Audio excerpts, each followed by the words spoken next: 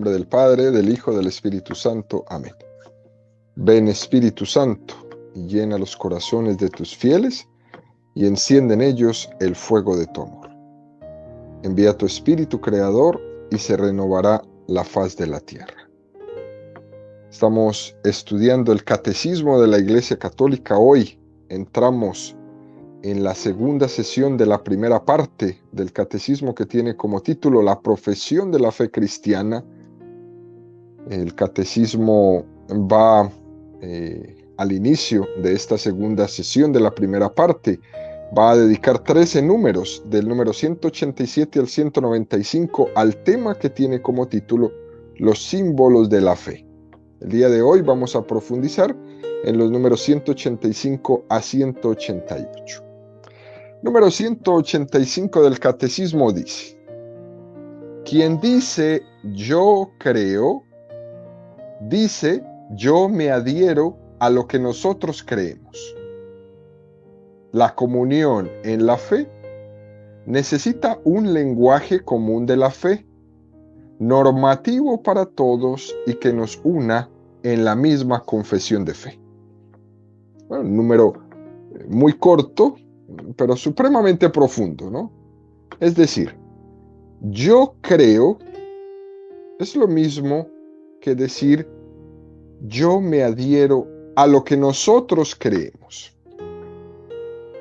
Esto es algo que choca mucho con la cultura moderna, ¿no? Que tiene tanta reivindicación de la propia autonomía del hombre, entendida como libertad, ¿no? Esa libertad como un acto individual, que no tenga ningún tipo de coacción por parte de nadie, etcétera, etcétera, ¿no? El hombre moderno entiende la libertad más como un instrumento hacia la verdad. La libertad la entendemos como un decir yo, ¿no? Hemos hecho un ideal de la libertad al punto que por la libertad no importa la verdad o la mentira, no importa el bien o el mal. Lo que importa es ser libre, según ellos. Aquí lo importante es que yo elija. No que elija bien o mal, sino que elija. No importa tanto el objeto de mi elección. El caso es que yo elija. Y entonces el hombre, en este tema de la libertad, ha idolatrizado la subjetividad, ha idolatrizado el propio yo, ha olvidado de que fuimos creados para la verdad, ha olvidado que hemos sido creados para el bien.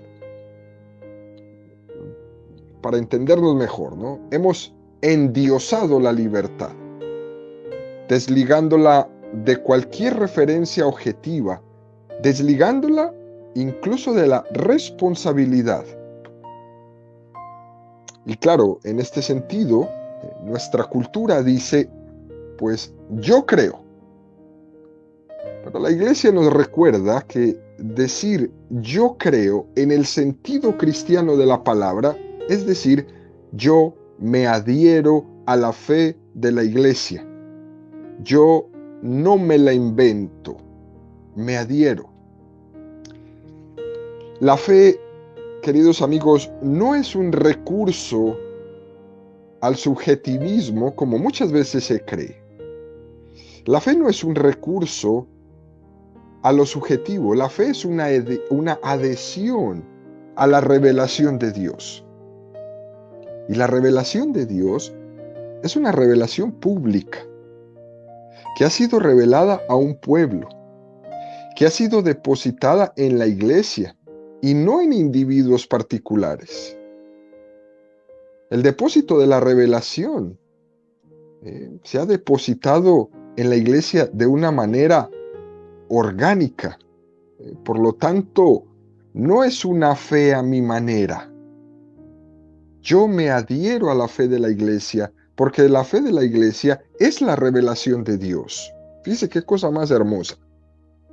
Y esto Los católicos creemos profundamente en ello. Yo me adhiero a la fe de la Iglesia porque la fe de la Iglesia es la revelación de Dios, de ese Dios que se reveló al pueblo de Israel y después en la plenitud de la revelación en Jesucristo. Es ahí a donde yo voy a adherir mi fe. El colegio de los apóstoles fue quien recibió y puso por escrito esa revelación y educó a la iglesia en la respuesta a esa revelación. Por eso es que los católicos respondemos a Dios con tanta seguridad, porque es que no tenemos nada que temer. Dios se reveló en la fe de la iglesia y la iglesia, a través de los apóstoles, testigos de esa revelación, educó para aprender a responderle a Dios a esa revelación. No es que cada uno de nosotros se invente cómo le va a responder a Dios. Es que Dios mismo ya ha puesto el camino para responder a su revelación. Tengamos en cuenta esto que en algunas de las catequesis hemos dicho sobre las revelaciones, ¿no? Existen revelaciones públicas y existen revelaciones particulares o privadas. Acuérdense que revelaciones públicas o privadas son las que puede tener una persona en particular, un santo, ¿no? A título particular, en el sentido de que el Señor Jesucristo o la Virgen María tienen una manifestación sobre él. En una revelación privada, que no es una revelación pública, y que en todo caso, ¿no? Si la Iglesia concede la veracidad, no lo va a imponer como un dogma de fe para ser creído por todos, ¿no? Y además le concederá, ¿no?, el grado de veracidad precisamente porque esa revelación privada coincide con lo que es la revelación pública única culminada en Jesucristo. Por eso no estamos hablando de una fe particular mía, no. Es la fe de la Iglesia que responde a la revelación que llamamos pública, acogida y predicada por la Iglesia. Y esa revelación pública es la revelación de Jesucristo. Continúa este número 185 diciendo: la comunión en la fe necesita un lenguaje común, normativo, para todos, y que nos una en la misma confesión de fe. Algunos dirían, ¿no? Pero bueno, lo importante no es el lenguaje, sino que lo importante es que estemos unidos en los sentimientos internos de nuestra fe. Por si no nos podemos poner de acuerdo, aquí lo que importa es lo que sintamos. Y esto no puede ser, queridos amigos, esto no puede ser. Esa distinción no cabe hacerse, porque es que la fe necesita de un lenguaje común. Es verdad que la fe es más que palabras, sí, pero necesita de unas palabras para expresarse. Y es entonces donde no cabe decir que la fe es un mero sentimiento. No cabe decir. Tampoco cabe decir que la fe no son palabras. Tú formula tu fe con unas palabras y yo formulo mi fe con otras palabras. No, no cabe decir eso. Tampoco cabe decir que lo importante es que tengamos un buen sentimiento interior. No, tampoco cabe decir eso. Para tener comunión en la fe, hace falta un lenguaje común, que además sea normativo para los creyentes, que es lo que enseñamos en la preciosa tradición de la Iglesia que estamos estudiando en este catecismo. por medio de la catequesis a todos los niveles de vida. Lo mismo que se le enseña al niño de 5 años, es lo mismo que se le enseña al joven en su preparación para su confirmación a los 14, y es lo mismo que se le enseña a las parejas que se van a casar, y es lo mismo que se enseña en el seminario a los candidatos al sacerdocio. A cada nivel, pero es la misma fe, expresada en diferentes lenguas, en diferentes niveles educativos, en diferentes academias, pero es la misma fe. Si esto no fuera así, queridos amigos, difícilmente hubiéramos podido conservar el depósito de la fe que nos entregó Jesucristo en las manos de barro de la iglesia. Literalmente hubiera sido imposible, porque los seres humanos tenemos una forma de comunicación, tenemos un lenguaje humano que, aunque sea más limitado que el lenguaje del amor divino, es Dios el que nos ha dado esa manera de comunicarnos. Además de eso, Dios mismo se ha expresado en ese lenguaje humano al revelarse en Jesucristo. Jesucristo habló nuestras palabras.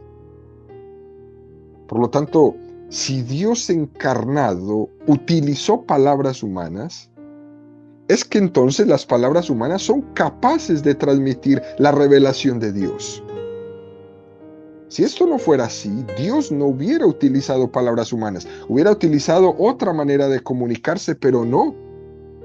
Utilizó la nuestra, palabras. Y luego las acompañó de actos, de signos, de símbolos, que también explicó con palabras. Y la iglesia recoge todo esto y formula la fe.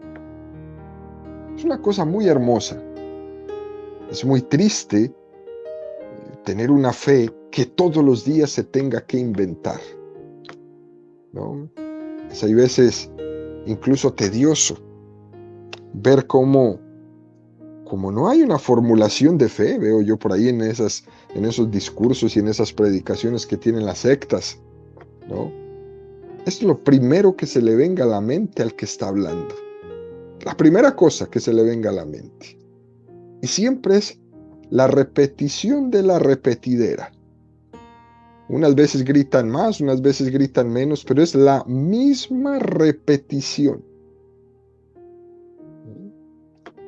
El hecho de que tengamos un lenguaje común, los católicos, que lo expresamos en el credo y en las fórmulas de la fe, queridos amigos, tiene mucha importancia.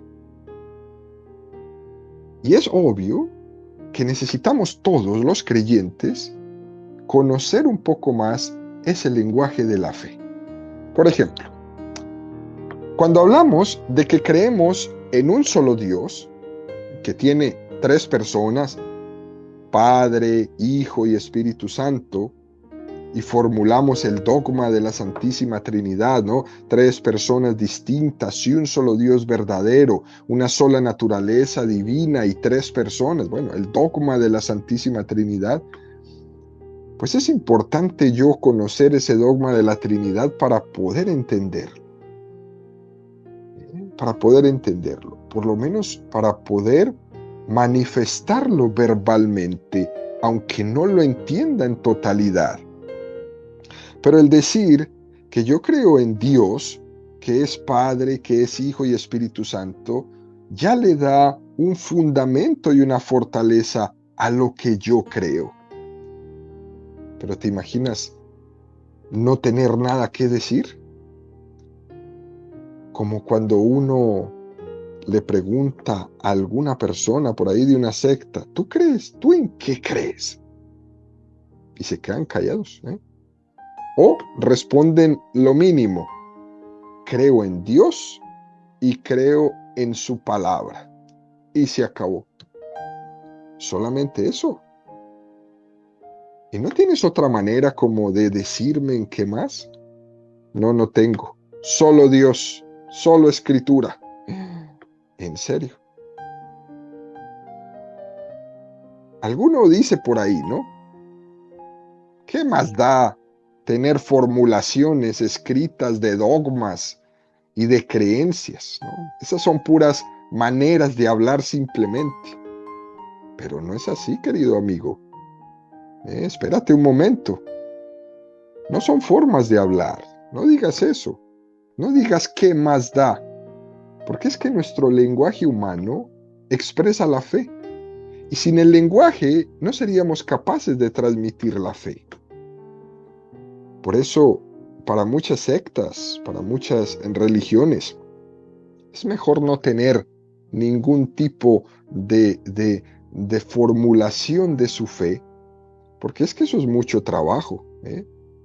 Enseñar a las personas, tener el tiempo para educarlas, para evangelizarlas, para enseñar los dogmas, la doctrina, para enseñar las fórmulas, para aprenderlas de memoria. Eso es mucho trabajo. Pues el mundo protestante no quiere trabajar así. Para el mundo protestante es mucho más fácil que uno solo sea el que hable y todos los demás escuchen y asienten con su cabeza y ponen una canción o una suprema superorquesta para que les cante y les anime el corazón, pero no les mueve la mente. La tarea de la iglesia es distinta. Es mucho más difícil, es mucho más lenta. Es educar. No es tener borregos ahí que están siguiendo lo que otro está diciendo, porque es uno el que habla y todos los demás escuchan y asenten diciendo amén, amén, amén. La fe de la iglesia no es esa. La fe de la iglesia es transmitir la fe que recibió de Jesucristo tal cual. Por esto es que es muy importante cuidar las expresiones de la fe. Y es un semáforo en rojo para todos los catequistas, ¿no? Estar atentos a usar el correcto lenguaje de la fe al momento de enseñarlo a los niños, a los jóvenes, a los adultos y a todos. El correcto lenguaje de la fe. Nosotros no somos protestantes. Nosotros somos católicos y los católicos tenemos una manera de hablar. Tenemos un lenguaje de la fe y ese lenguaje es el lenguaje de Dios. Es el lenguaje de Dios. Hablamos palabras de Dios porque Dios decidió hablar nuestras palabras. No podemos prescindir de formular la fe. Porque con ellas, con estas fórmulas, nació la fe. Y se ha pasado de generación en generación. Y es nuestro deber cuidarlas, enseñarlas correctamente, con toda la pureza necesaria a las siguientes generaciones de creyentes.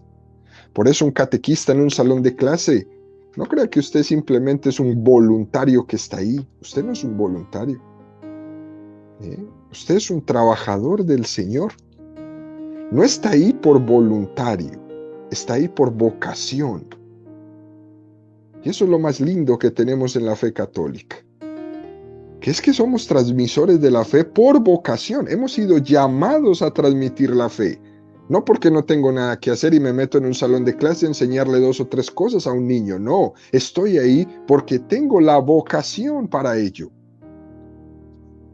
Por lo tanto, todos llamados a cuidar del lenguaje de la fe. No intentar reinventar lo que ya la iglesia nos ha enseñado y ha funcionado durante 2000 años en la transmisión de la fe, sobre pretexto de creernos innovadores, ¿no? Innovadores. Bueno, es muy importante tener esto presente, queridos amigos. Con esto no queremos decir tampoco que no se pueda profundizar y que no se pueda proponer diferentes maneras de bajar un poco más quizás los términos y los conceptos a que sea un poco más fácil de entender, pero nunca a vaciarlos de contenido o a limitarlos. No, pues ya no hablemos de Eucaristía, ¿no? Les pongo un ejemplo que sucedió cuando se estaba haciendo el catecismo holandés, ¿no? El catecismo holandés, hubo uno de los teólogos que dijo que el nombre de transubstanciación, es una palabra pues sí, muy grande, a lo mejor muy difícil de entender cuando estamos hablando de la Eucaristía, la transubstanciación, es decir, cuando se convierte el pan y el vino en cuerpo y sangre de Jesucristo en el milagro de la transubstanciación, cambia de sustancia sin perder su aspecto externo, pues un teólogo holandés dijo que esa palabra era muy grande, era muy difícil, entonces que se debía cambiar. Y entonces propuso otra palabra para explicar este milagro de la transubstanciación. Y él dijo que se debía cambiar por la palabra transignificación. Pues a mí en lo personal, queridos amigos, me parece más complicada la segunda. ¿Pero qué hizo? Pues cuando lo propuso, el Papa Pablo VI le dijo, no, espérate. No por inventar cosas nuevas, vamos a cambiar el significado de la fe, la profundidad de la fe. Porque cambiar de significado no es lo mismo que cambiar de sustancia. Porque en la Eucaristía no tenemos un signo, sino que la Eucaristía es el cuerpo y la sangre real de Jesucristo. Por lo tanto, no podemos poner a la transubstanciación transignificación, porque le vacías todo el contenido. El Papa lo que quería significar con esto es que es importante hacer el esfuerzo de hacer una catequesis mucho más fácil para todos, pero no vaciando el contenido.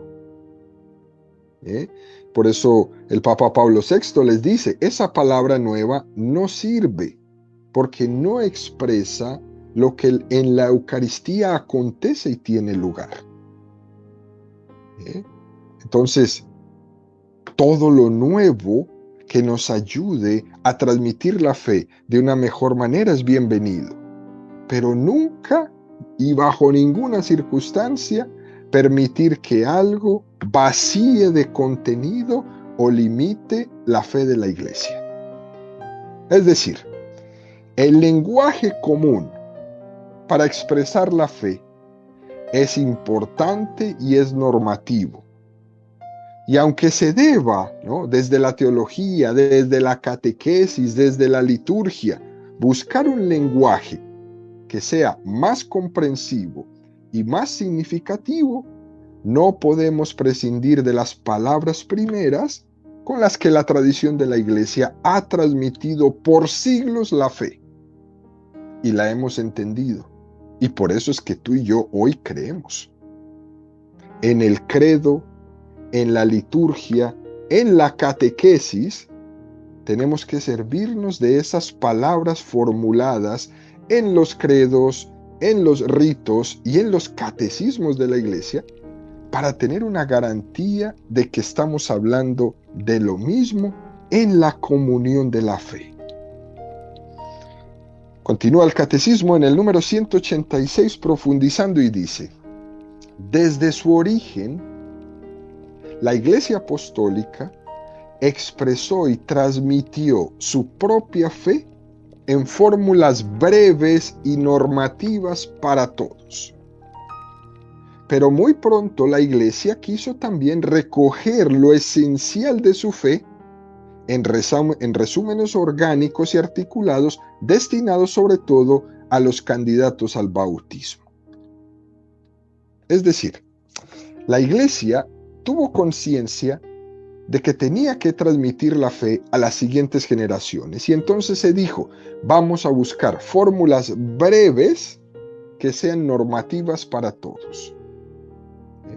Y antes de lo que nosotros conocemos como la formulación del credo apostólico, del credo de los apóstoles, o como lo explicamos el otro día, del credo corto, los expertos en la Sagrada Escritura suelen observar que en muchas partes de la Sagrada Escritura se insertan expresiones que han sido pensadas como fórmulas de memorización en la transmisión de la fe. Y es bien interesante esto, queridos amigos. Y nos pone dos ejemplos del catecismo. Nos pone la carta a los Romanos 10:9. Dice San Pablo, Porque si confiesas con tu boca que Jesús es Señor y crees en tu corazón que Dios le resucitó de entre los muertos, serás salvo.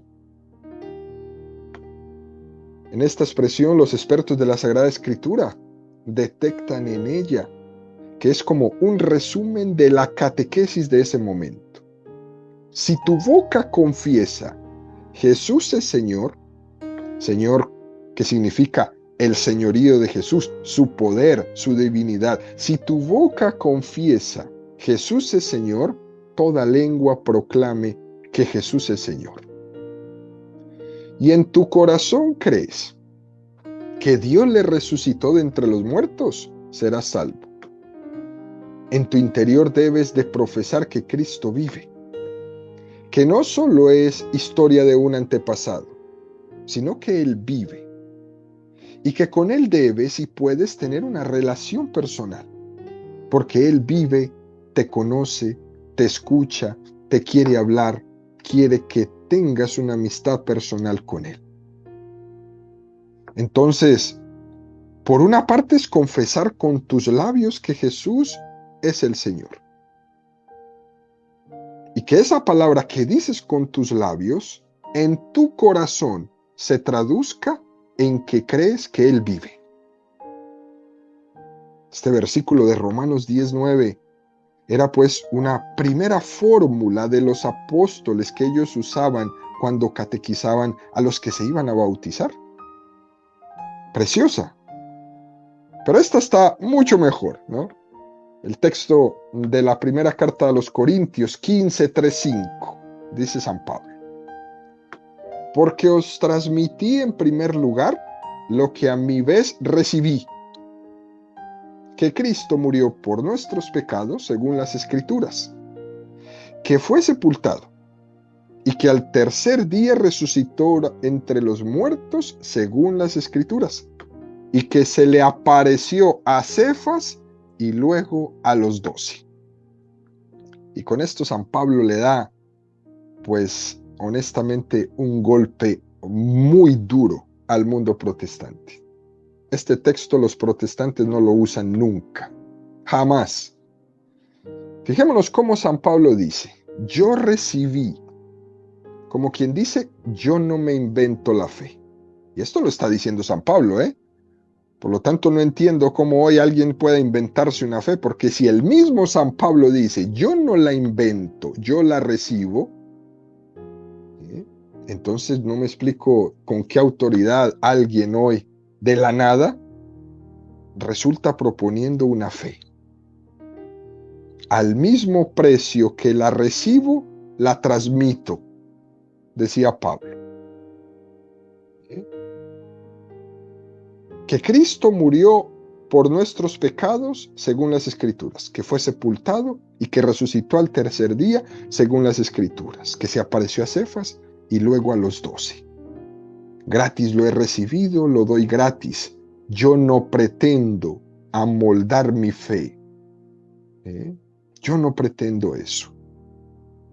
¿Y qué es lo que recibió Pablo? Y lo resume en estas 3 partes. Primera parte, que Cristo murió por nuestros pecados, según las Escrituras. Segunda parte, que fue sepultado y resucitó al tercer día, según las Escrituras. Tercera parte, que se apareció a Cefas y a los 12. Que también tiene una importancia muy importante, ¿cierto? Perdón, la redundancia. Se apareció a Cefas y luego a los 12.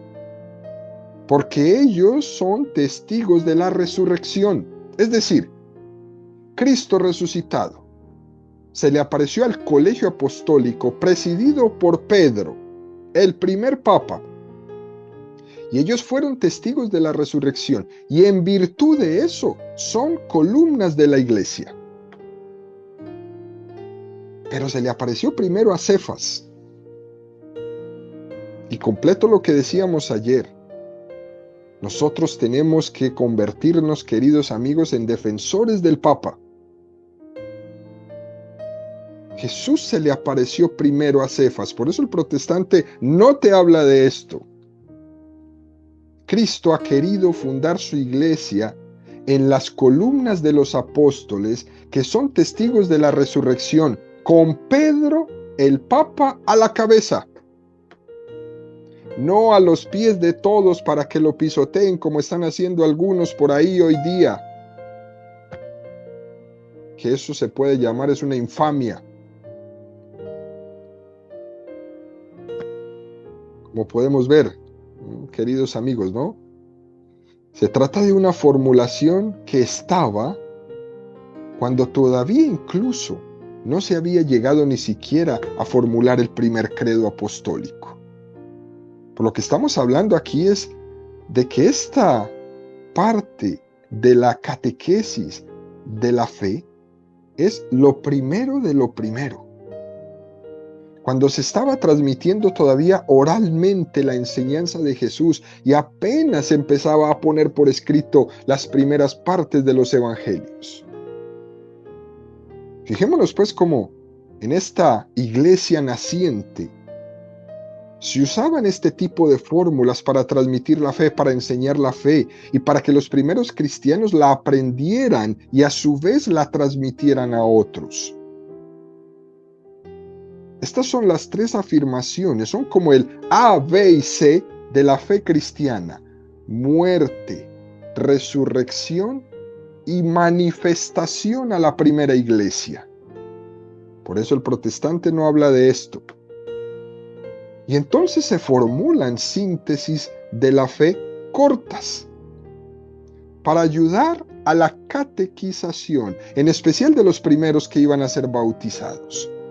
Muerte, resurrección y manifestación a la primera iglesia, que era Pedro y los discípulos y los apóstoles.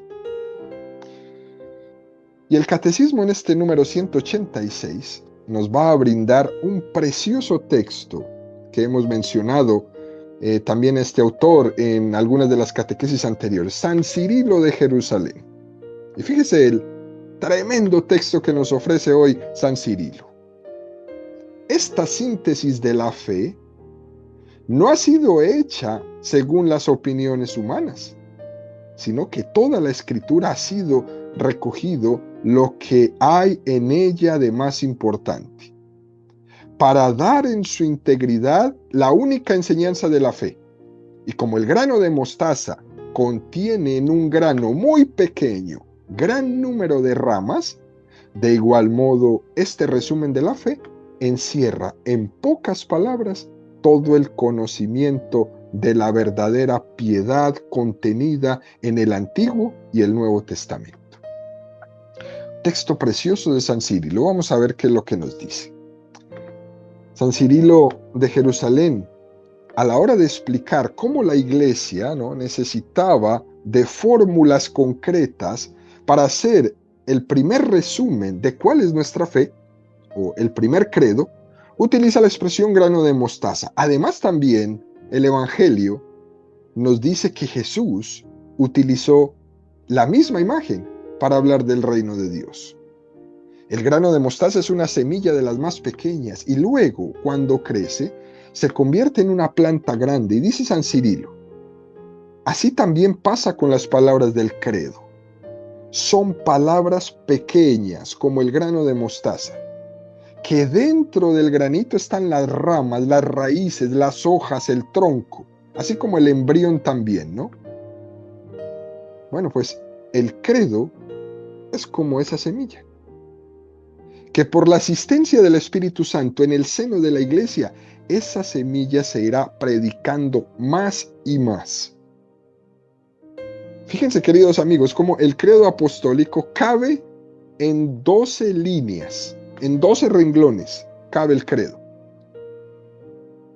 Todo lo que estamos predicando en estas catequesis, estos 2.865 números del Catecismo de la Iglesia Católica que estamos estudiando, que es la fe de la Iglesia, todo está contenido en 12 renglones del credo apostólico.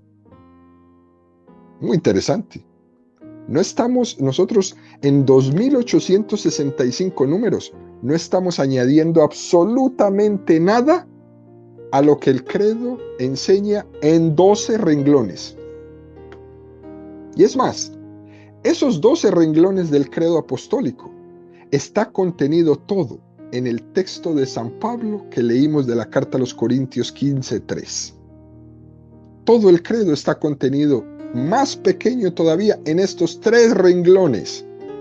Porque os transmití en primer lugar lo que a mi vez recibí, que Cristo murió por nuestros pecados según las Escrituras, que fue resucitado, que fue sepultado y que al tercer día resucitó entre los muertos según las Escrituras, y que se apareció a Cefas y luego a los 12. Es decir, que la grandeza de la fe es que puede decirse con muy pocas palabras. O esa semilla se puede extender y se puede explicar con mucha más profusión, pero es lo mismo. Esa es la grandeza de la fe, que la podemos decir en 3 renglones con San Pablo, que la podemos decir en 12 renglones con el credo de los apóstoles, y que la podemos decir en 2865 números con el catecismo que estamos estudiando. Pero es la misma fe. La iglesia es como un jardinero, ¿no?, que cuida de esa semilla, que dentro de ella el Espíritu Santo está y que es capaz, ¿no?, de expresarse en formulaciones a lo largo de los siglos de la manera más extensa que nos podamos imaginar. Pero la iglesia es ese jardinero que la cuida, ¿no? Y luego la planta va creciendo. Pero el jardinero la tiene que abonar, la tiene que podar, la tiene que regar. Pero no es el jardinero el que se inventa cómo esa semilla va a crecer. No es el jardinero. Él no tiene la fuerza para que esa planta crezca. Pero el Espíritu Santo sí. Y Él es el que hace que la iglesia se vaya extendiendo, que la iglesia se vaya expresando con mayor profundidad, que la iglesia vaya siendo su fe entendida por todos nosotros, sin muchas cosas y sin muchas luces y sin muchos shows y espectáculos. Es el Espíritu Santo el que se va encargando de que la fe sea entendida con la ayuda del jardinero que la acompaña en el crecimiento. Después, queridos amigos, un ejemplo muy, pero muy hermoso, este que nos brinda San Cirilo de Jerusalén. Y terminamos con el número 180, que es un número muy pequeño, ¿no? 187, perdón. Se llama a estas síntesis de la fe, profesiones de fe, porque resumen la fe que profesan los cristianos. Se les llama credo por razón de que en ellas la primera palabra es normalmente creo. Y se les denomina igualmente símbolos de la fe. Lo que nos dice este número 187, queridos amigos, ¿no?, es que estas fórmulas utilizadas desde el primer momento de la iglesia para transmitir la fe han tenido 3 nombres: profesiones de fe, o credos, o símbolos de la fe. Pero es lo mismo, así como el sacramento de la confesión, ¿no? Se llama confesión, se llama reconciliación o se llama perdón. Bueno, pues profesiones de fe, credos, símbolo de la fe. La profesión de la fe hace más referencia al acto externo. Es lo que profesamos. Yo así lo creo. Profeso externamente, recito la fórmula. Los credos, pues, hacen más referencia al acto interno. Es lo que creo. Que me viene dado, eso que creo, me viene dado por el creemos. Y los símbolos de la fe, o símbolon en griego, es lo que explica el siguiente número del catecismo, el número 188, cuando dice: la palabra símbolon significa la mitad de un objeto partido, por ejemplo un sello, que se presentaba como una señal para darse a conocer. Las partes rotas se ponían juntas para verificar la identidad del portador. El símbolo de la fe es, pues, un signo de identificación y de comunión entre los creyentes. Símbolon significa también recopilación, colección o sumario. El símbolo de la fe es la recopilación de las principales verdades de la fe. De ahí el hecho de que sirva de punto de partida primero y fundamental de la catequesis. Símbolo, queridos amigos, es pues una primera definición que significa la mitad de un objeto partido. Y esto es muy hermoso para que lo tengamos presente. Es como una contraseña que tenemos los católicos. Saberse el símbolo, saberse el credo, poder recitar las palabras del símbolo, poder recitar las palabras del credo, le daba una garantía a la comunidad de fe. Es como un anillo, que el anillo es un sello, pero te tocó nomás una parte del anillo, la mitad del anillo. Otro creyente en la China, en Europa, en Brasil, donde sea, tiene la otra mitad. Cuando las juntamos formamos el símbolo. Por eso esta fe católica es una cosa tan preciosa. Y miremos qué distintos somos. Pero mi fe encaja perfectamente con la fe del otro en la China, en Brasil o en España. Mi mitad del sello encaja perfectamente con la mitad del sello que él tiene en cualquier lugar del mundo. Y eso es supremamente hermoso de la fe católica. También, cuando tú llegues a Dios, vas a ver cómo tu sello coincide con la verdad de Dios. Y vas a ver cómo se junta tu sello con el sello de Dios y conjugan perfectamente la fe que has recibido, que has creído y que has profesado con el misterio de Dios que vas a contemplar. Eso va a machar perfectamente. Es una belleza esta expresión de la fe. La fe es expresada como un sello. Y también el símbolo, la segunda definición es recopilación, colección o sumario. Por lo tanto, símbolo de la fe recopila. No somos protestantes, somos católicos. Por eso el símbolo de la fe es recopilar, es coleccionar, es sumar. No es selección de lo que me gusta, como el protestante. No nos gustan 7 libros, se los sacaron a la Biblia y fuera de la Biblia. ¿Cómo así, Señor? Espéreme. No es selección de lo que me gusta. El símbolo no es una fe a la carta, no es una fe de supermercado. La fe, el símbolo, es la suma fiel de la fe que ha sido entregada por Jesucristo en la revelación. De ahí, queridos amigos, el hecho de que el símbolo nos sirva de punto primero y fundamental de toda la catequesis de la Iglesia.